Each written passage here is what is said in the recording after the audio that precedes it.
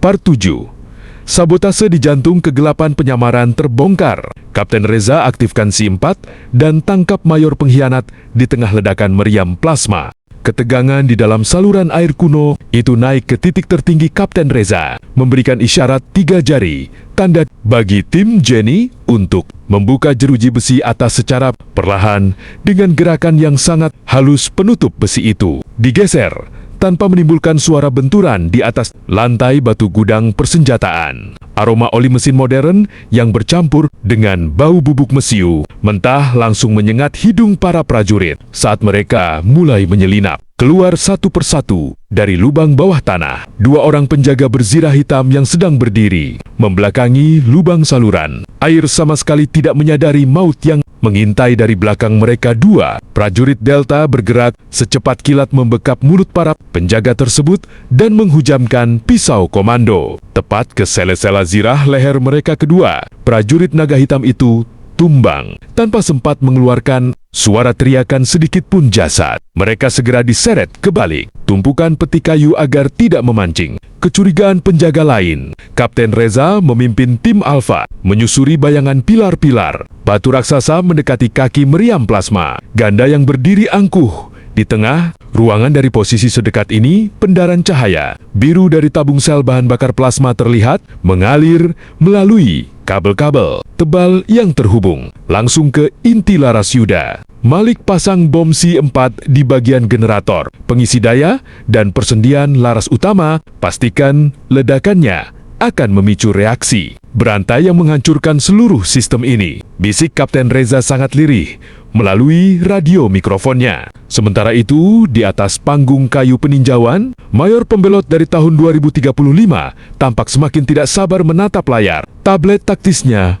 Bodoh, sistem pengisian daya ini terlalu lambat. Jika kalian tidak memasang konduktor tembaga ini dengan benar, dalam 10 menit aku akan mengeksekusi kalian semua, teriaknya geram kepada para pengrajin kuno yang tubuhnya sudah dipenuhi luka cambuk. Sang mayor tidak menyadari bahwa di bawah panggung tempatnya berdiri Bangan Lorek modern sedang bergerak mengunci posisinya. Letnan Yuda dengan cekatan menempelkan sebongkah peledak C4 seberat 1 kilogram tepat di bawah tangki pendingin. Cairan plasma memasang detonator digital yang disinkronkan dengan jam tangannya. Namun, saat dia hendak melangkah, mundur salah seorang mandor. Pekerja musuh tiba-tiba berbalik arah untuk mengambil peralatan tambahan di balik peti kayu tempat Yuda bersembunyi langka. Kaki sang mandor terhenti seketika. Matanya terbelalak lebar saat melihat sesosok manusia berpakaian loreng aneh memegang senjata laras pendek di depannya. Penyusup, teriakan sang mandor mendadak terhenti ketika Letnan Yuda mengambil tindakan cepat untuk menghentikannya. Sang mandor langsung terjatuh ke lantai dan suara benturannya bergema di dalam gudang yang luas. Seketika, seluruh aktivitas pengerjaan meriam raksasa itu berhenti total. Para penjaga naga hitam yang berada di sekitar ruangan segera menoleh ke arah sumber suara, bersiaga dengan senjata mereka dan bersiap menghadapi ancaman yang tak terduga. Sialan, penyamaran kita terbongkar. Semua ke posisi masing-masing. Amankan meriam, teriak Kapten Reza.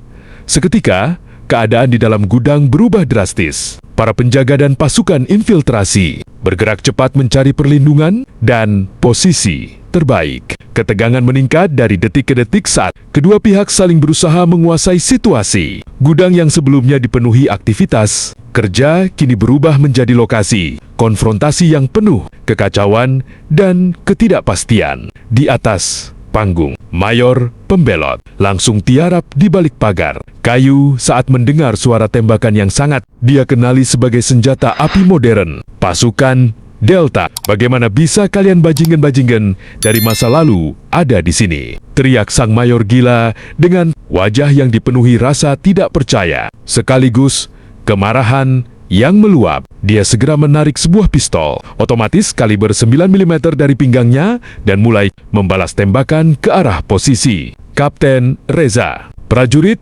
amankan para pekerja kuno, bawa mereka keluar dari sini, perintah Sersan Malik. para prajurit segera bergerak, melindungi para pengrajin yang panik dan mengarahkan mereka menuju gerbang samping. Di tengah kekacauan, pasukan Delta dan pasukan Naga Hitam saling berebut kendali atas gudang dan meriam plasma raksasa. Suara tembakan dan perintah komando menggema di seluruh ruangan, sementara para pekerja berusaha melarikan diri dari zona konflik. Suara alarm internal benteng mulai berdering keras di luar gudang, menandakan bahwa pasukan utama Naga Hitam yang berada di dalam kompleks benteng mulai bergerak menuju gudang untuk memberikan bantuan. Pintu gerbang utama gudang yang terbuat dari kayu jati berlapis baja perlahan mulai digedor dari luar oleh ratusan prajurit berkuda dan infanteri musuh. Kapten, pintu depan tidak akan bertahan lama. Kita akan dikepung oleh ribuan orang dalam hitungan menit, teriak Letnan Yuda yang terus memuntahkan peluru dari senapannya. Yuda, aktifkan detonator instansi 4 sekarang juga. Kita tidak punya waktu untuk hitung mundur 5 menit, perintah Kapten Reza sambil mengganti magasin. Senapannya yang kosong dengan gerakan refleks yang sangat cepat. Tapi Kapten, ledakan plasma ini bisa meruntuhkan seluruh kompleks gudang ini saat kita masih berada di dalam. Balas Yuda memperingatkan risiko fatal dari keputusan ekstrem tersebut. Itu risiko yang harus kita ambil daripada membiarkan senjata ini menembak pangkalan kita. Lakukan, tegas Kapten Reza, matanya menatap tajam ke arah panggung kayu di mana sang mayor pembelot mencoba melarikan diri melalui jendela belakang. Kapten Reza melompat di atas tumpukan peti, melepaskan rentetan tembakan ke arah kaki, panggung hingga struktur kayu tersebut mulai goyah dan miring, memaksa sang mayor jatuh terguling ke lantai batu bawah. Mayor pembelot itu meringis kesakitan. Laptop tabletnya terlempar hancur di atas lantai, sementara pistolnya terlepas dari genggaman tangannya. Kapten Reza mendarat di depannya dengan laras. Senapan SS-2 yang mengarah tepat ke wajah sang pengkhianat waktu tersebut. Permainanmu selesai. Mayor teknologi masa depan tidak seharusnya menjadi alat pembantaian di masa lalu, ujar Kapten Reza dengan nada suara yang sedingin. Di tengah kepulan asap mesiu, di sudut lain ruangan, Letnan Yuda telah menghubungkan kabel pemicu akhir ke perangkat detonator. Nirkabel genggamnya, matanya menatap Kapten Reza menunggu aba-aba terakhir. Dari luar gudang, pintu besi akhirnya jebol dan ratusan prajurit Naga Hitam mulai merangsek masuk dengan wajah haus darah. Semua unit kembali ke lubang saluran air sekarang juga. Lompat! Teriak Kapten Reza sambil menarik kerah seragam sang mayor untuk ikut diseret masuk ke dalam pelarian bawah tanah mereka.